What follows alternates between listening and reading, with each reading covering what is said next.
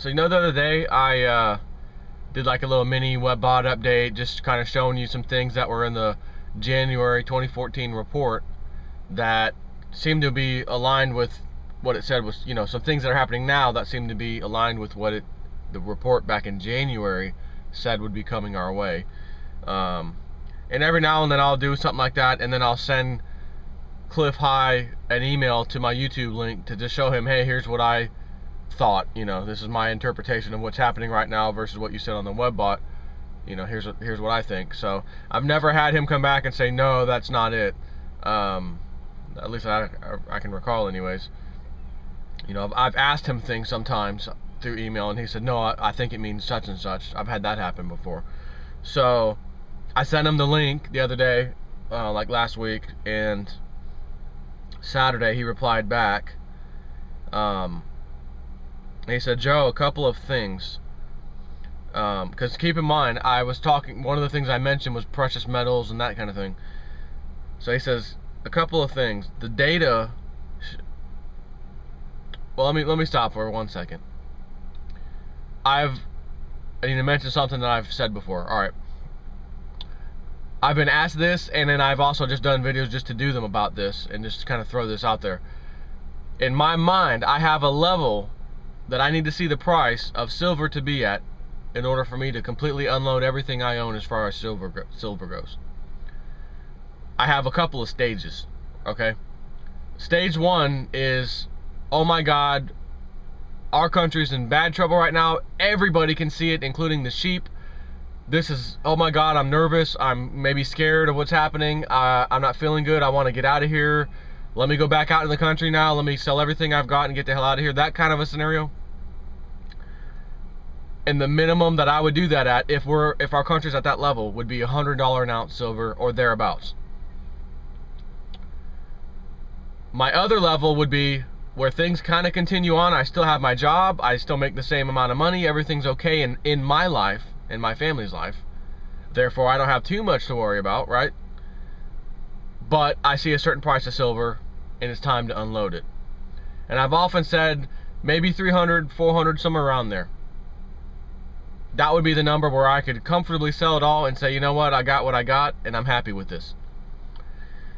So keeping that in mind and seeing how long the powers that be have dragged this whole thing out, which you do have to give them a little round of applause for that. I mean, they've been able to pull this off for a lot longer than most people, including myself, thought they could really do this.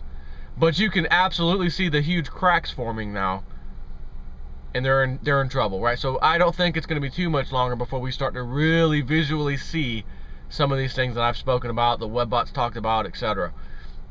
So he replies back, and mostly regarding silver.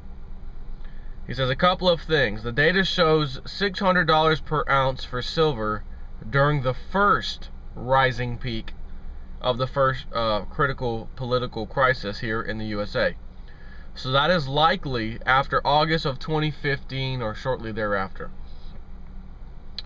Later on, past that, many thousands of dollars per ounce, but times then are really rough. Also, if you were holding silver before selling the silver to settle any debts in fiat currency, which is what you would get back for the silver, contact the creditor or house seller and try some direct negotiation for silver in lieu of fiat dollars.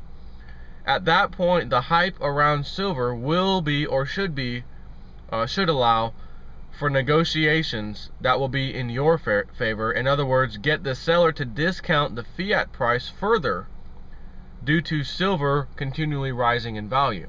You could say, hey, look at this chart of the last month, by the way, and look at how much silver's already gone up, and I've got it, and everybody wants it, and hardly anyone has it to sell. And those who do want a very large premium. I want your house and your property.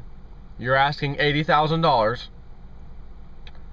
I can give you $80,000 cash right now, because all I gotta do is go sell some silver. Or I can give you the silver right now as the medium of exchange for your house and property. I own it free and clear, you walk away with $80,000 today's price of silver, and looking at this chart, you don't have to hold on it for too much longer before it goes up even more. You may be sitting on $85,000, $90,000 here in the next month or two. And they may say, you know what, I think you're right and I'm willing to take a chance on that. Let's do it. That's what he's referring to. He says, my thinking is to get, for example, to the new place, your location you've always wanted, or in this case, bad situation, I gotta get out of the city, that kind of thing. My thinking is to get the new place. Hopefully real estate market cooperates. He has in parentheses. So hopefully the real estate market cooperates. So my thinking is to get to a new place more suitable for long-term food production as the silver price rises. I will take the paper number loss on the value of the property and purchase ahead of the bottom, which would likely be in late 2016 or 2017. Just a few thoughts to noodle, he says. So everything he just said makes absolute perfect sense, and I've always had that same thought myself, aside from the one where he says negotiate the price down even further, because you can argue that the price of silver, if they're willing to take the silver instead of the cash, and again, the hype around silver at that time should be relatively high in the world's eye or mind, etc., due to what's happening and the prices going way up and that kind of thing, where they can't hide it anymore and it's just blatantly obvious. So he or she, whoever's selling the house, should know that precious metals, they should have been one of the people who said, darn it, I should have bought some precious metals back in the day, meaning several years back when this happens, when prices were way, way lower. Shame on me, I didn't know, blah, blah, blah, you know, you tell yourself whatever. But they're gonna recognize, okay, I'm beyond that. I have a house now that I'm selling. This person wants it, and I want to sell it. He's got the thing now that's the big hype that's called silver. Yes, I know the prices have been rising. Every time I turn on the TV, they keep talking about the price rising. So, I want $80,000 for my house. He's trying to talk me down to $70,000, and he's got a chart with him of the last 2 months, and there's no slowing down in sight. You know what? Maybe I should do it. So now I just got a house for $10,000 less than if I had cash. They're happy because they got silver that's now appreciating in value fairly rapidly. And I just got a house for actually less silver than I originally thought. And even if they said, no, I don't want to do the deal, I'd rather have cash in the bank, let's go to a bank and settle this now. Okay, I will then sell the silver. And again, I'm sure there'll be a premium at that time. And yes, I need to sell $80,000 worth of silver, not $70,000 worth of silver, because they don't want to do the deal.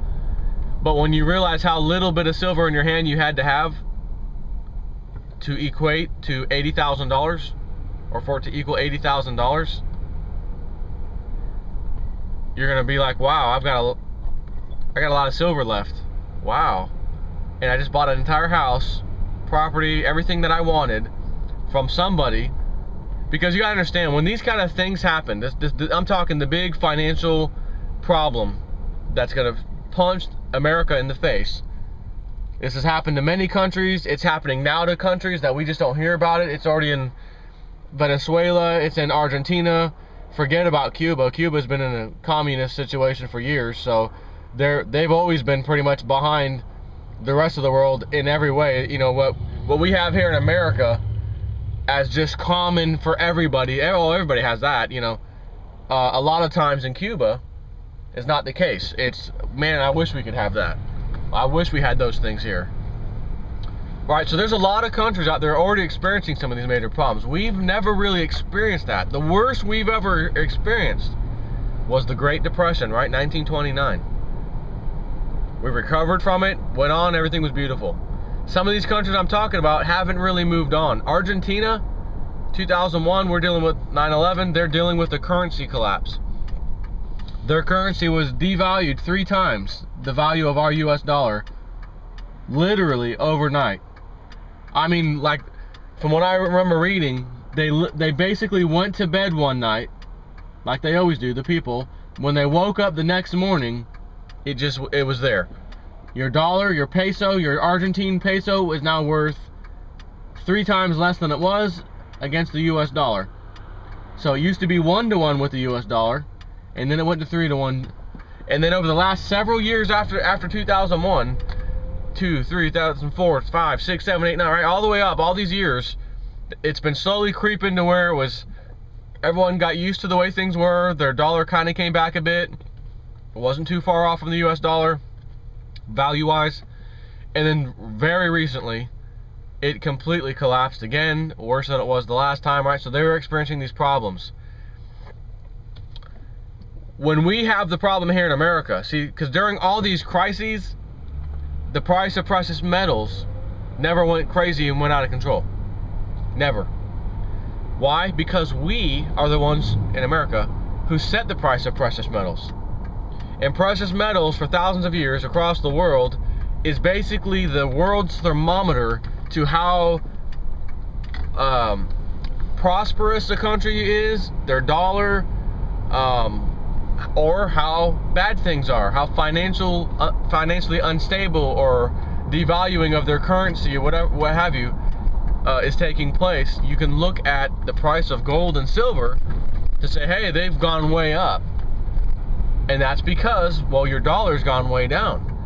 But if you can control the price of precious metals, you can fake the thermometer, so to speak, to read anything you need it to read. And when everyone keeps looking, man, that thermometer should be rising. I can see the problems. Why is that thermometer just sitting there? You know it's manipulated. And you also know it's bottling up pressure, so to speak. And it's going to let loose. You do not want to be in a position where you don't have any precious metals when that thing lets loose. So, in America, we're going to have these problems that the rest of the world have been having off and on for all these years, and namely because of us. Because of these little secret backroom deals we do with politicians in other countries, and then they don't follow through on their end, so then we basically say, okay, we'll teach you a lesson, now your currency's going to get destroyed. And we're destroying the citizens, the regular people's lives because of some backroom deal some politicians created on both sides, America and then the other country. In this case, let's say Argentina.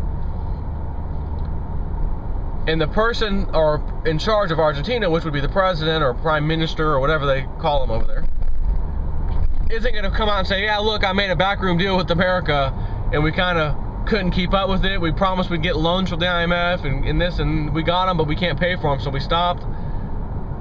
And I got, $2 million in my pocket for doing that deal.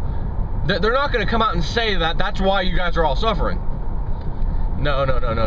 But the bottom line is America always has something to do with it. As much as that pains me to say, this country that is supposed to be the greatest country on the face of the earth, we're supposed to help people, give aid, again, the aid that went to the Ukraine, the country of Ukraine, none of it went to the people. And then they got approved for another $1 billion loan. That didn't go to the people. It went to pay off loans to the IMF and the EU. That's where it went, and we paid for it. So people are starting to have enough of seeing that kind of money leaving our country while simultaneously being told food stamps getting cut, Medicaid, you don't qualify, you're getting cut. And believe me, I know there's a lot of freeloaders who you'd want to spit in the face of. But there are also a lot of people who genuinely need it and deserve to have it. Why? Because this is America. We're supposed to have these things, and that's why everyone hates us for our freedoms. Remember that one? They hate us for our freedoms. I got a sneaky suspicion that soon we're going to hate some other countries because of their freedoms that we won't have in America. You call it freedom, the government calls it a privilege. And at any time, they can take the privilege away. You just don't know it. So, when America goes down, because our dollar was the world's reserve currency, and other countries still, right this second, their currencies are so far devalued compared to our currency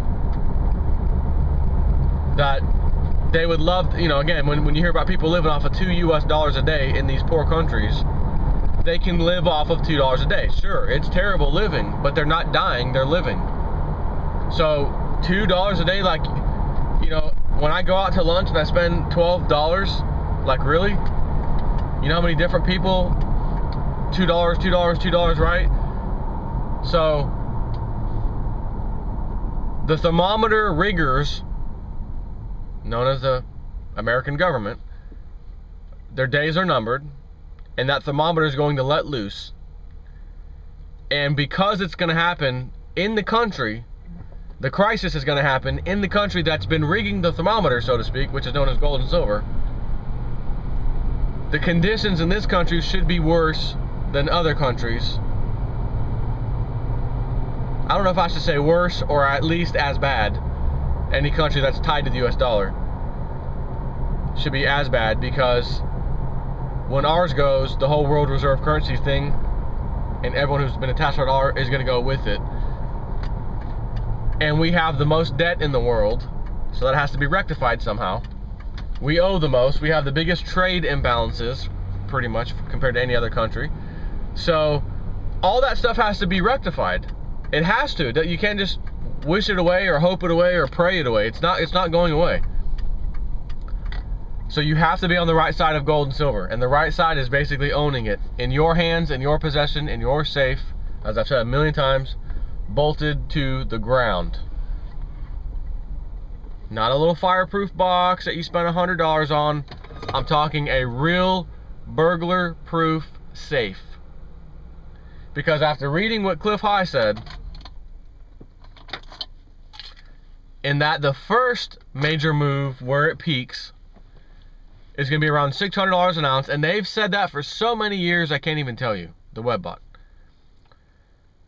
And I'm thinking, if things are really bad, I'm going to sell at $100 an ounce. But if things aren't quite so bad, I'll sell around $300 or $400 an ounce and get out and do whatever I need, buy the property I need. Even if I don't do anything with it, buy it so I know it's there and I can go to it at any time, and it's paid for free and clear. But if it's going to $600 on the first move, and then potentially thousands after that,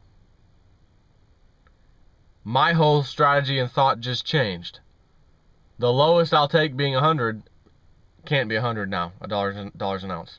Can't be. It's going to have to be a few $100s an ounce, my worst case scenario. And imagine if it's $300 an ounce. If you had 500 ounces of silver today at $20 an ounce, 5 times 2 is 10, you could have 500 ounces of silver for $10,000. Okay? That's really not a lot of money. How much do you guys go out and buy a car, whether it's brand new or even used but newer, and you go out and get monthly payments?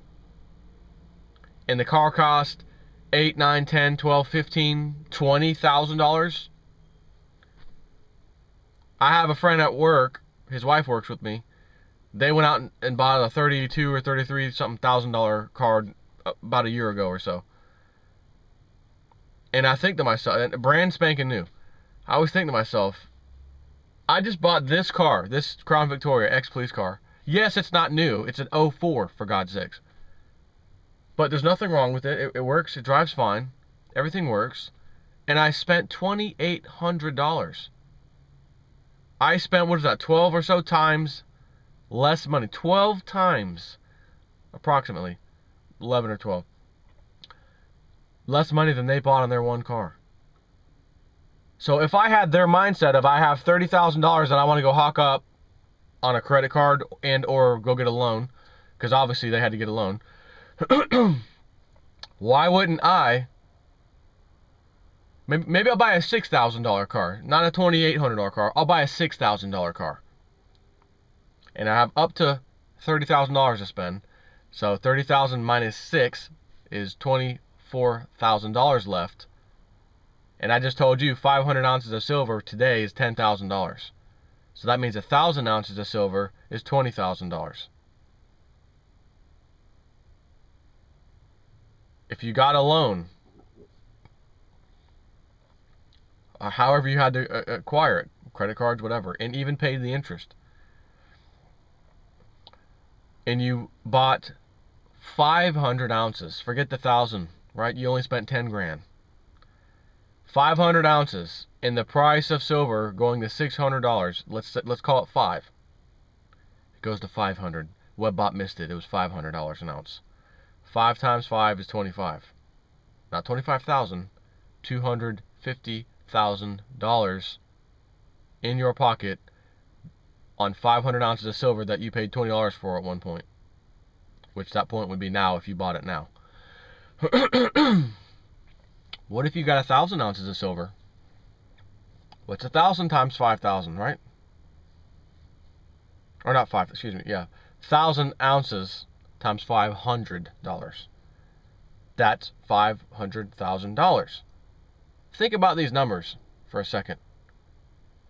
And can you imagine the day when you look back and say, man, I had X amount of silver and I kept holding because my brains understood fundamentals. Old Jason at 4, that old guy on the internet, I listened to him for years, and he always talked about the fundamentals, why the price will go up, how they're rigging the markets, why you, right?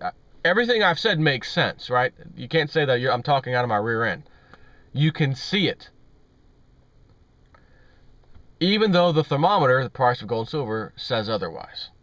But what is China doing? What is Russia doing? What are some of these other countries doing? They are getting so much gold by the tons and tons and tons, it's unfathomable. So you are the fly on the wall. We are the fly on the wall right now witnessing this. So do you remain a little crappy insect on the wall and sit there and say, well, yeah, but I'm on the American wall. This wall is tough. It's got the American dollar. It's tough. While you're witnessing something happening out there. A lot of activity in the gold and silver market, the physical market from these other countries. Or do you say, you know what? Time to get out of this fly suit and go buy some gold and silver? Because if they're doing it, while our country is simultaneously sinking financially and as a superpower, everything is going down, while they are going up. Everything's made in China. Every company that's been in the USA that went to China has to give China its documentation of its patents, everything, so that the Chinese can now know how to make everything that you just gave them. And the only reason you went over there is because the getting is good.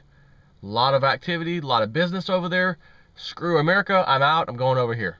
That's what's happening. So it is obvious China is going to be, I'm debating on saying a superpower or the superpower.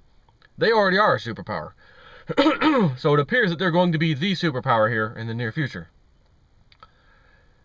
So what is that particular rising star, so to speak, doing? They're buying precious metals. They don't care at all about the price of gold and silver. They do not care. They just keep buying it. You have that opportunity to do the same thing. And I've been screaming it since 2000, well, at least on YouTube, since 2010. If you can have enough silver, another example, you can only afford 100 ounces of silver times $500. $50,000. 100 ounces of silver today times $200 is $2 grand. And you have the potential to turn that into 50 grand. And if he's talking about when things are not quite so bad, the price of silver being around $600 an ounce, but then when it gets really bad, it's going to be thousands of dollars an ounce. You may realize I'm not selling all my silver at $600 an ounce. I'll sell a quarter of it. And I bought the house and the land and everything that I wanted with a quarter of the silver that I own. Because now that I remember the old Webbot years ago talking about the prices, I'm going to take a chance and keep the 3/4 of silver that I have left and hope and wait and see where the price goes. And if it goes to, and you have the magic number in your head, $1,500, $2,000 an ounce, whatever it is, that's when you're selling. Then you can sell the other 3/4 and basically become potentially a millionaire depending on how much silver you had. this, as I've said before, I've never ever bought silver with the intention on becoming some kind of, it's a rich investment. The sole purpose was to save my financial livelihood when this crap happened here in America, when the financial system really imploded. And then I would say, well, where's silver at today? May have to sell it. And thinking by then, because of what has happened, the price has to be higher. So, all I can tell you is this is what I'm doing. And that's exactly what I'm doing, what I just said. How you want to handle it, if you got scared out, as they call it, weak hands, because the price was $30, $40 something dollars, and then it's never going back up again, let me just sell. If that's your train of thought, the powers that be have defeated you. They have defeated you. You lost. They got in your head. They knew exactly how to do it. Keep the prices down for an extended period of time, to where any reasonable human being would say, there's no way that the prices are going back up. And then you sell it off, and they will gladly buy it up because they desperately need it. So I'm holding. I'm in for the long run. And as I said recently, I'm still waiting to see if they smash the price down some more. And I mean, even right now, today, after them pushing the price down yesterday, silver's even, hasn't even moved. It's $19.47. So, to be honest, I'd love to see a $15 an ounce silver. I'd love to go get a discount so I can, instead of buy 100 ounces at $20, let me go ahead and buy 200 ounces at $15. Spend a little bit more and get a lot more back. But I can play that game because I already have silver, and I've already met all my goals of how much silver I want. So I can afford to sit here and then wake up one day and, oh my God, silver just hit $28. It was $20 yesterday. Oh my God, what happened? And then say, damn, it's going to suck to go buy some now because it's $8 an ounce more. But I still might go do that. But again, it didn't hurt me because I already had the amount of silver I wanted to accumulate to begin with. So I'm kind of playing a game. Can they push it down lower? And if so, I'll go buy some more. But I don't have to have it right this second. What I'm hoping for is maybe it goes down to 18, then it starts to creep back up, and then that tells me, okay, that's their bottom. Let me go ahead and buy some now. Anyways, gotta run. Take care.